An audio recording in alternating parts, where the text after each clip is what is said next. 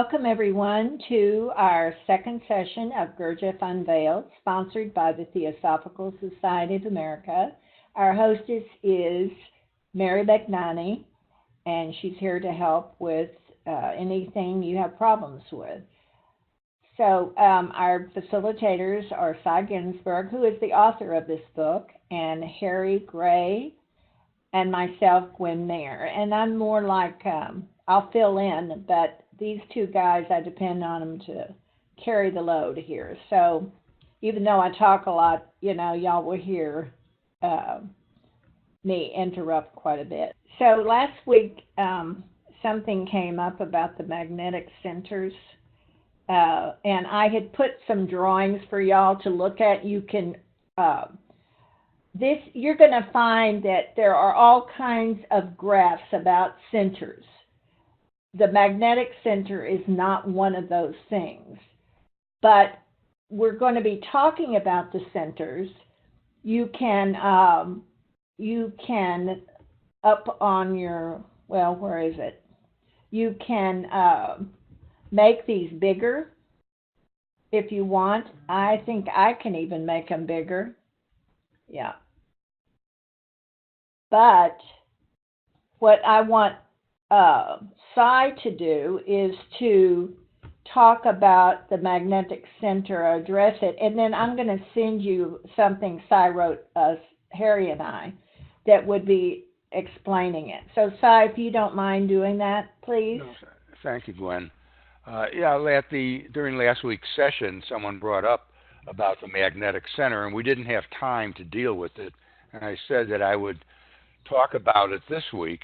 And I'll preface this by saying whatever's in this book, Gurdjieff Unveiled, or whatever I say, or whatever any of the folks here say, the two other facilitators, these are our views of Gurdjieff, of what we understood of Gurdjieff.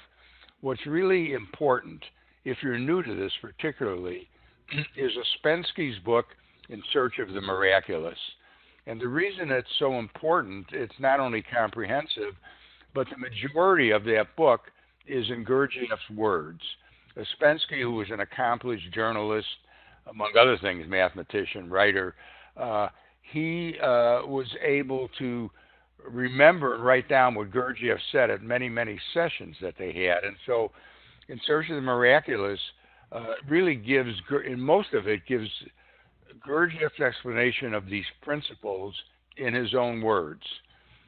So if you don't have the book and you want to go beyond something introductory, get In Search of the Miraculous. Actually, Gurdjieff wrote his own books, a trilogy, which was mentioned last week.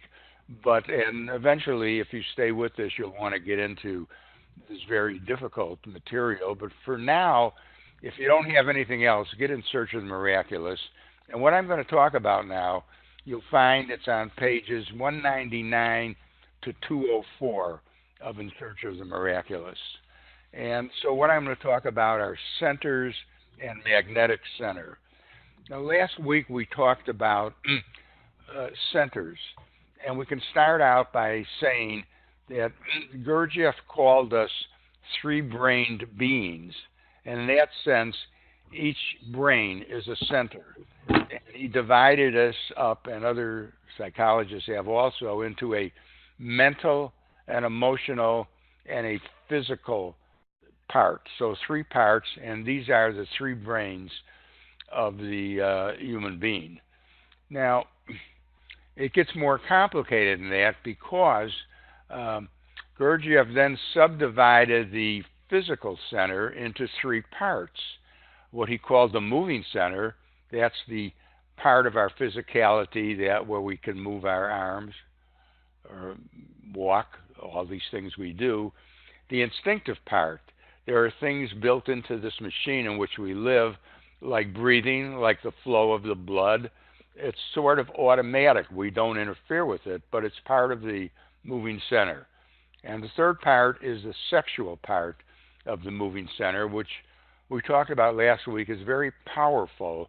It's the most powerful and most refined energy, and we will talk about that more later on. But if you take those three centers and you subdivide that moving into the physical center into three, now you have five centers. But there also is, according to Gurdjieff, what he called two higher centers, a higher emotional center and a higher intellectual center. Now, unlike the ordinary intellect and the emotions, these centers are not in personality. They are in what Gurdjieff called essence. You could call it soul, although he didn't use that. He didn't like that word. But it's something that's permanent, not something that lives and dies in this lifetime. The essence and these higher centers are carried from lifetime to lifetime to lifetime. And there's reasons for that. It has to do with understanding and eventually knowing and being conscious of who we are. But if we add these two higher centers, now we have a total of 7 centers. Now, none of that is the magnetic center. The magnetic center is something quite different. What it is, the way it's described, and you can read it in the Ouspensky book, it's a collection of experiences and ideas that we encounter as human beings. Now, what's interesting about this is that these experiences and things that we observe are not necessarily all coming from our human experience.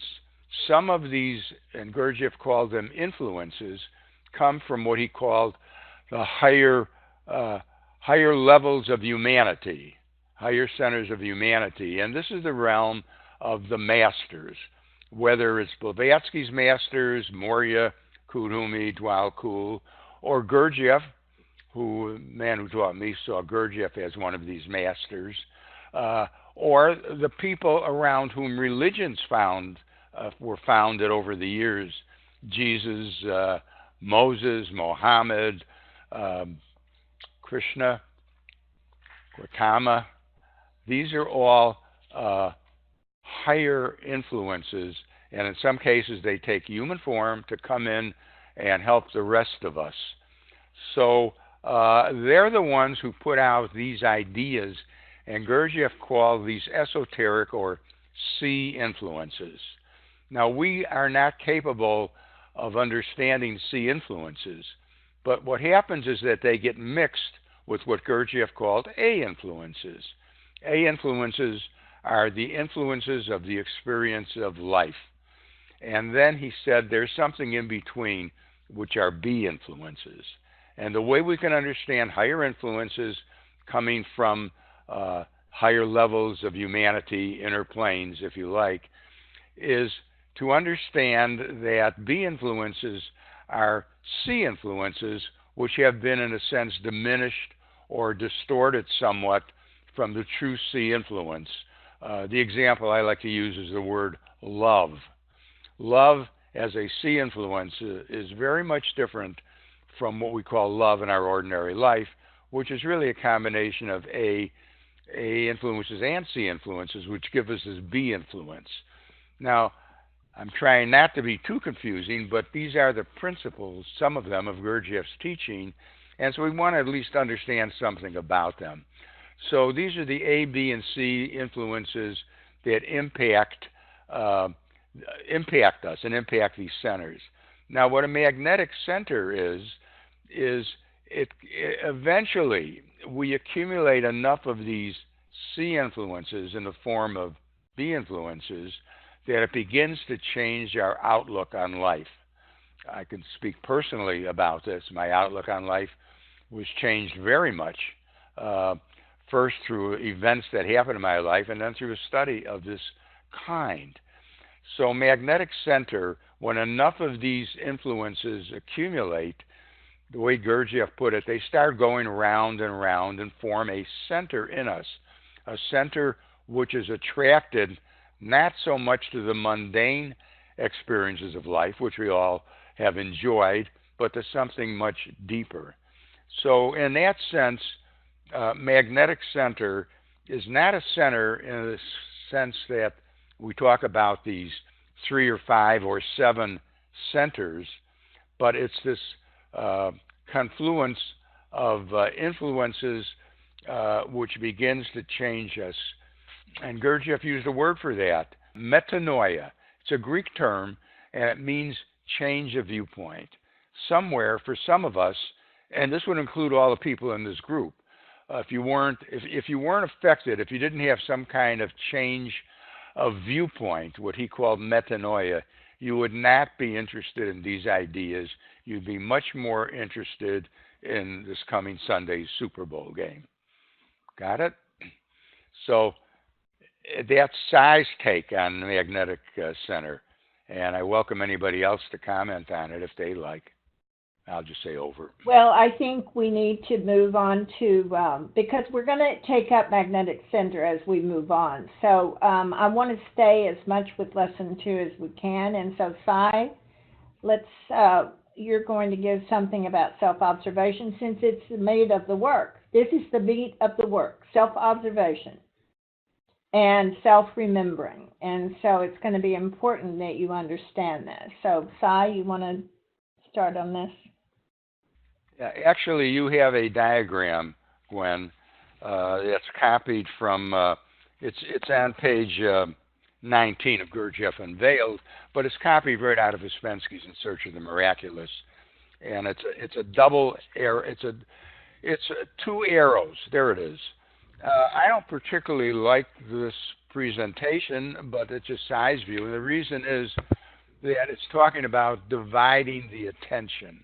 Now, we're going to learn that attention is our tool in this entire study. It is the tool, and we're going to learn to direct or control our attention rather than simply having our attention taken by whatever comes in through the senses or is remembered and stored in memory.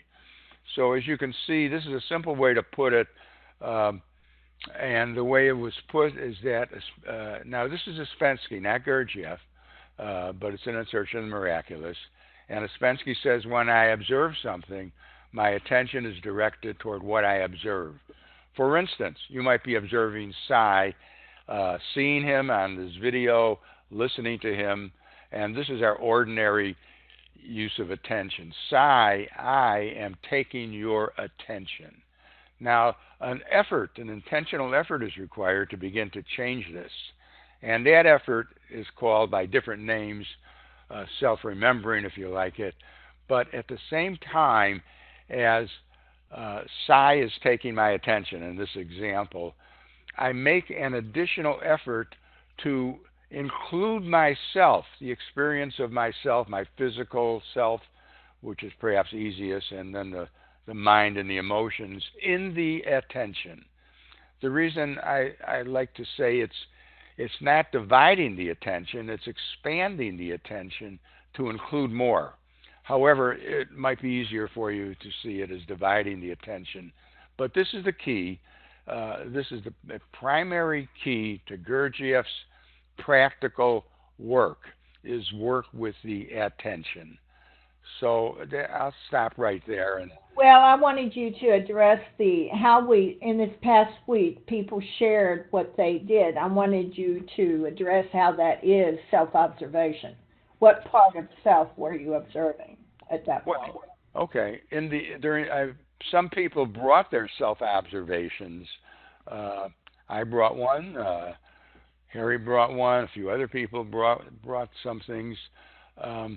So this is self-observation. But in order to observe ourselves properly, we need to do something with the attention.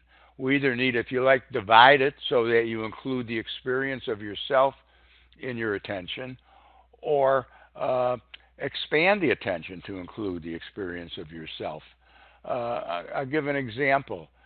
In the case where I was observing, I was trying to self-observe myself in relation to another person, a guy I expect, I admire, he's very smart. We have totally, completely different political views.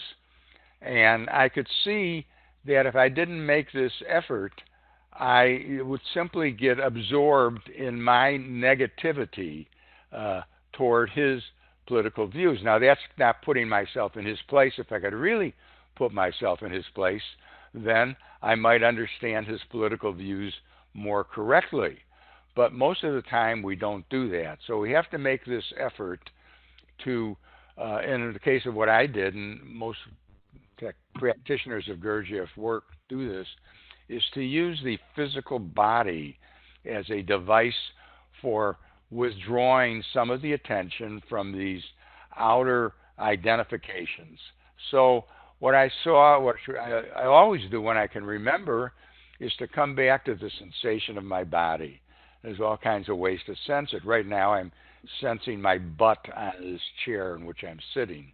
But I can pick a hand or a leg or an arm or any part of my physicality. So is that okay, Gwen? You want to comment more on that? No, I think that's great. And I want to emphasize that observing oneself fully may happen just a few moments in the day. And this is coming from people like us who've been in the work for many, many years. If you can truly observe yourself and watch and observe even your physicality while you're going through this, I observe my breath. So my breath, like if I'm around something that I don't understand, people from opposite perspectives, and the older I get, the more opposite they get, I have to remember to breathe, and I have to remember my body, and I have to remember my spine, and I feel a warmth, and I'm still listening to this person, but I have to anchor my own body so that I don't get identified. You're going to hear that term over and over again. Because the minute that you lose it with someone else, you become identified and you're taken. Your energy is taken. And go ahead. When you observe, try not to label, try not to think, just observe like a camera with no sound, like a video machine with no sound. Do not judge, try not to think, just observe, just take it in. That's another important element of self-observation.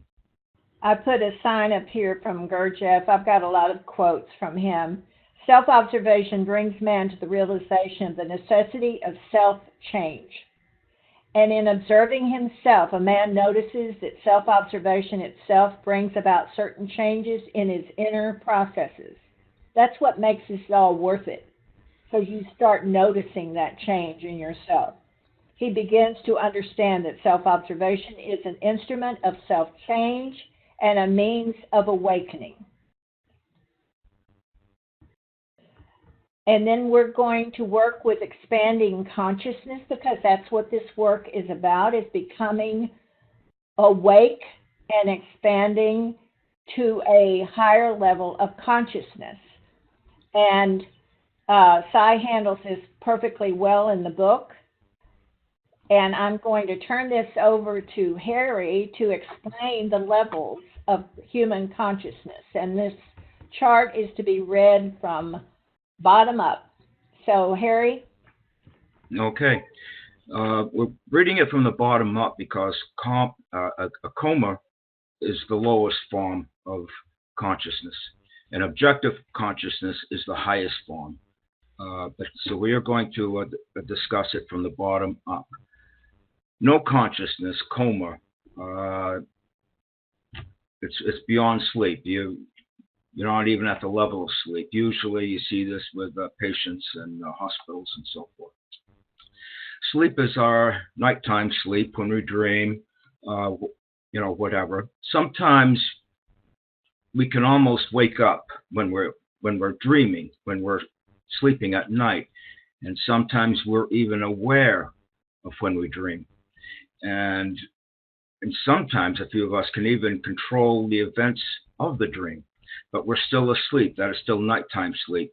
But the waking sleep is touching upon that a little bit. And of course, as we wake up during the day, the sun works on our waking system, the circadian rhythm.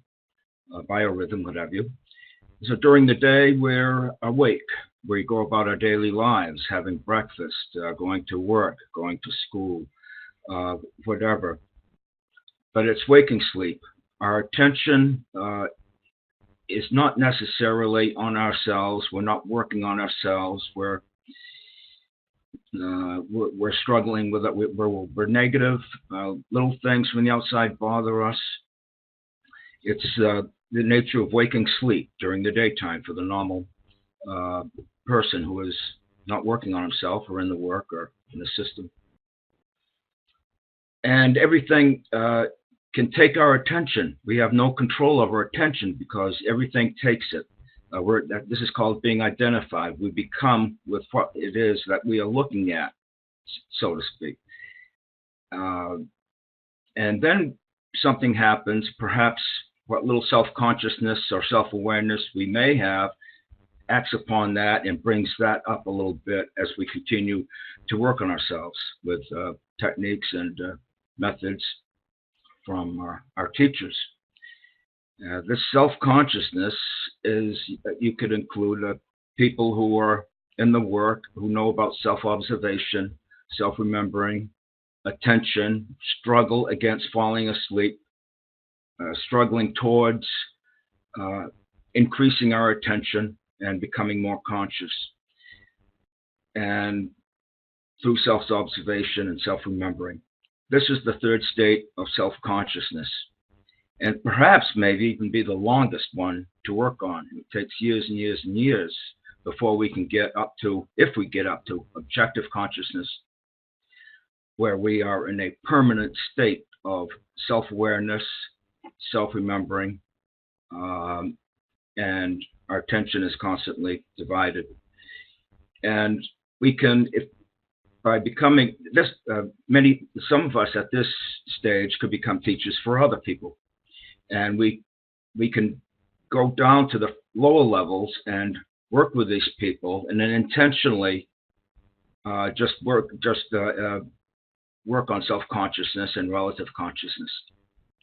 Very few people who have reached the objective consciousness need sleep. The body needs sleep one way or the other. Gurdjieff, I believe, survived on only 2 hours sleep a night. So but he worked on other people who were in the state of waking sleep. These were his students who became members, who became the first, what we call the first group.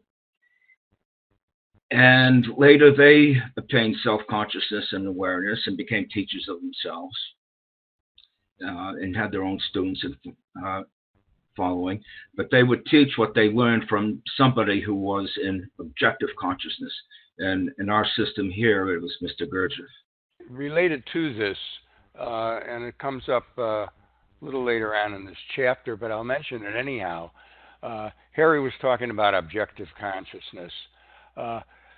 Gurdjieff also divided human beings into 7 different categories of human beings. We mentioned it last week. He said we all come in one of the first 3 categories, and they're all equally, I guess, in the state of waking sleep, number 2 on the screen here. That is, man number 1 has a very strong physical center, maybe the athlete. Man number 2 has a very strong emotional center, maybe the monk who prays all day. Man number 3 has a very strong intellectual center. He loves working with the numbers, with the all kinds of algorithms, calculations. But in every case, none of those are balanced.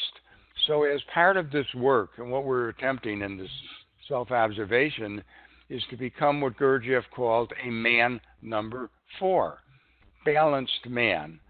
And balanced man, you're not born as balanced man, according to him.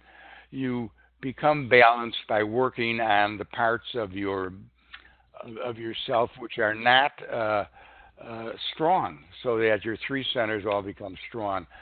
Beyond that, you get to man number 5, number 6, and number 7, which are all men in higher well, you could say objective consciousness at different levels. Uh, Different people have different ways of describing it, but at least we should be aware that the same human beings walking down the street who we encounter every day are in one of these categories: a man number 1, 2, 3, or a man number 4 who's worked on himself, or perhaps even a man number 5, number 6, or number 7. So just to make it more confusing, I thought I'd throw that in. Over. Well, whether we know it or not, we are working beyond what we were conditioned to be. We're conditioned to be man number 3. And so once you start this work, you realize that as you raise your atmosphere and your connection to the essence, and we do that in sittings and meditation as well, you start feeling the ability to be objective, to be able to move to man number 4, man number 5, and we will get more into that as we go on. Again, this is the meat of the work, so and we're going to be going over this continually, and you'll hear repetition. Man number 4 and 5 is not often taken. They are not often identified. So, it's a gauge that only you can gauge. So, one of the things we're going to look at this next week is to learn how to observe oneself and to watch yourself in your ability to be, like Harry said about that camera, to be a camera, to watch you observing yourself, observing others, and observing from a third position, which I consider to be kind of above me in an objective space. That's the way I look at it. I see a triangle, and then above that is Gwen's objectivity, where she's not identified. Okay, so it's very important. But what's even more important this week, and I'm just going to add it to this, because next week we're going to stay with lesson 2, but we're going to be working with the 7 centers, is to watch what part of you gets taken. Just observe yourself and also notice, is it your mental? I go straight to my body because there's no intellectual, rational reason. And I would be, if I'm sitting there trying to figure out what someone else is saying and doing, I'm totally taken in my intellect. So what I do is I try to balance those centers by going into my body. And you will notice when I put the movements on, the movements were designed to pay attention to the body and take away what gets you taken by other people. So we're going to over and over talk about the body. Now, one of the things I was going to say is that, and Harry mentioned that we're born into this third man, but as babies, we come in with a certain amount of essence and ability to see the unity in all things as a child. And then gradually we're conditioned to pull this out, to condition ourselves to be more mechanically involved with our families. We're told what we should say, what we don't say, we're very highly conditioned. But we do come in as very innocent children, as those connected to essence. And I think it's very important to realize oftentimes when you get taken or when you get identified, it's something you were taught to do.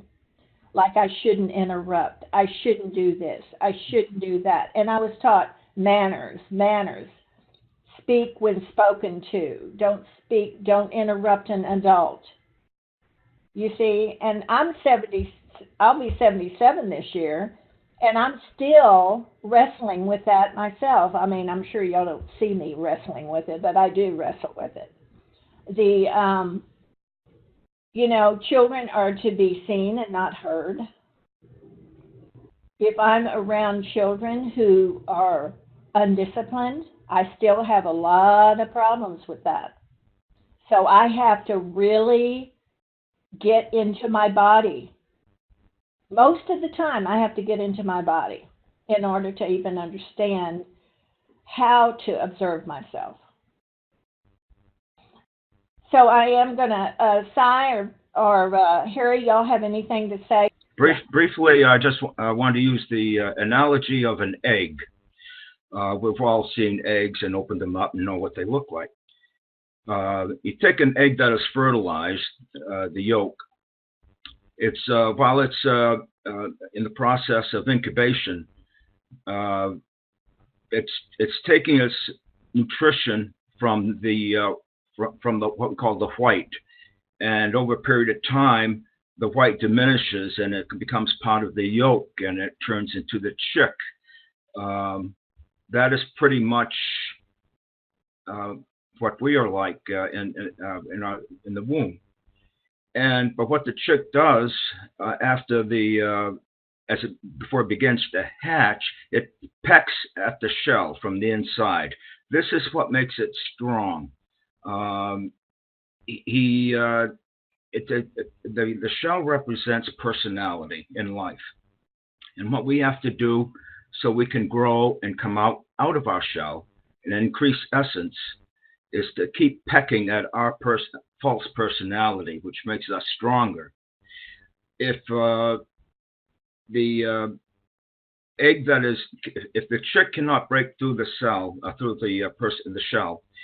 it goes back to nature, goes back into the ground. There's nothing.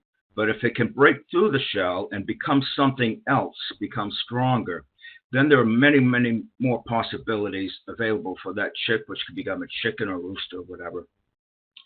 And so it's a beautiful analogy to think of essence and personality. And just one thing on attention. Attention is the most powerful tool you can have in the work. We'll talk more about attention later. Well, I wanted you to address false personality, because you're going to hear that term a lot. Yep. What is false personality? Sure. False personality is personality that comes from the outside we get from life. Everybody has personality. Everybody. But there's personality which keeps you trapped within.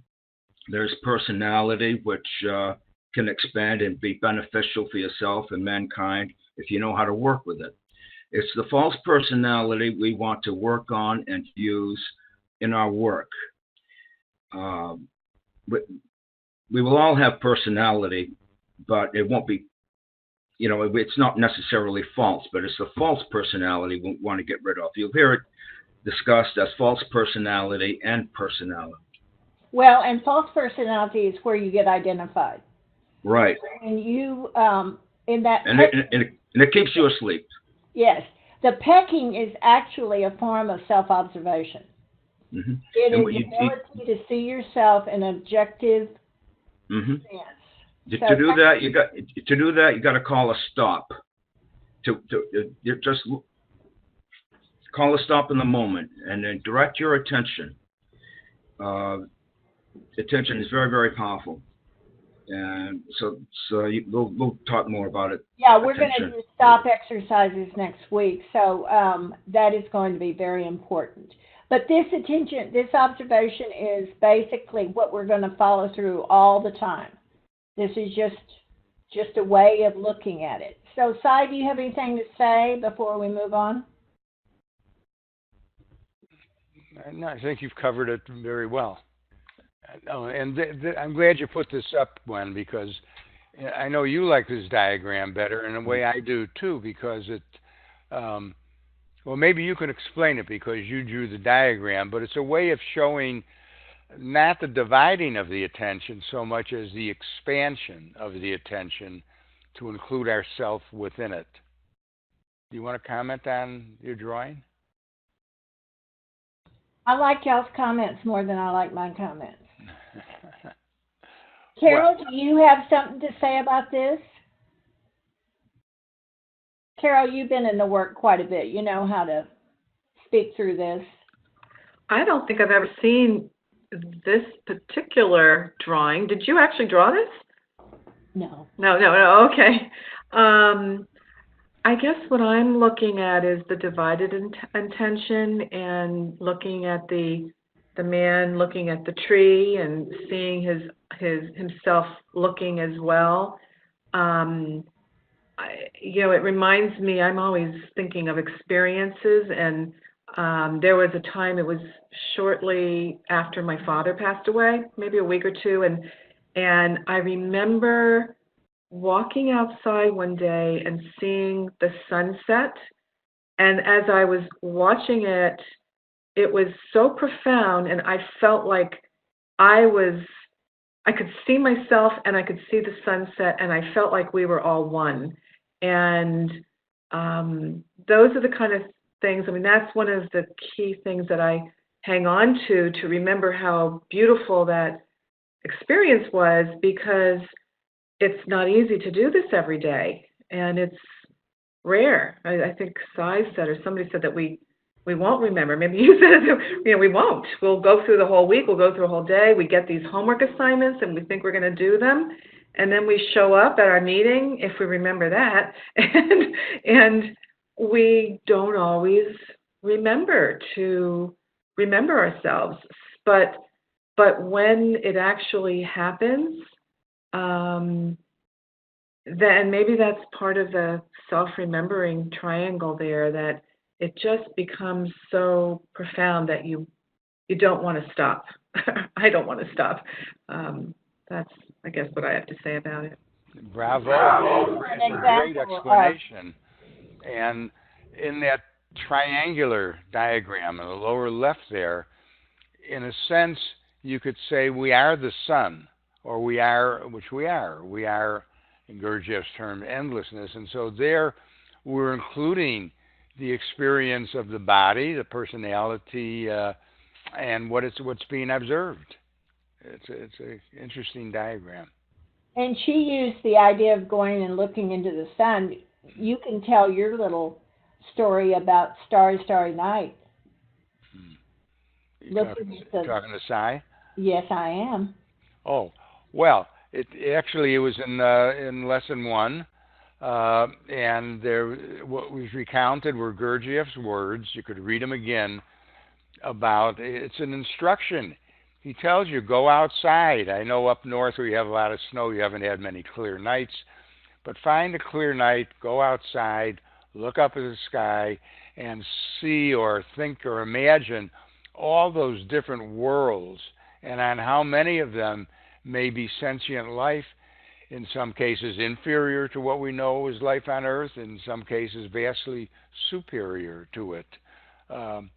And it gives us a different feeling. It gets us out of our groveling along the surface of this little bitty insignificant planet into something which is much greater and which we really are. And that's what this work eventually leads us to, but using the tool of attention. Over. Anybody have any questions about this exercise? I just want to add, Sy mentioned it a couple times, to read In Search of the Miraculous, and that book really changed my life, and that's what led me to this. So there are so many stories in there too that that made me see how difficult this was. Like, I think I always like to talk about the time that Ouspensky was setting out one day to remember himself, and he was walking down a street in London, and he came upon a tobacco shop, I think it was, and his attention got taken, and he started looking in the window, and the next thing he knows, he went inside, and I think it was like days or weeks, it was a long time later, that he remembered that he had totally forgotten to pay attention and to and to be self-observing and divided attention. And it just showed to me how easy it is to slip into that state of sleep that Gurdjieff talks about, that we're just asleep.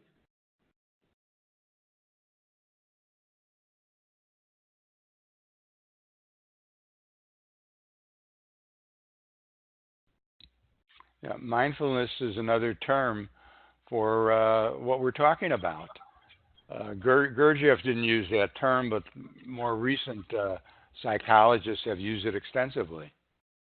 Yeah, he would have agreed with that. I think just his language barriers, he wouldn't use that. I think he would agree with quite a few techniques and things that, especially mindfulness, was also derived from meditation and Buddhist thinking.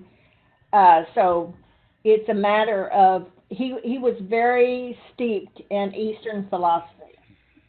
So he knew how that worked. He would not have used those terms. And I want to also say that in what Carol said about In Search of the Miraculous, the benefit I get from that is Gurdjieff's own words and how Ouspensky understood them.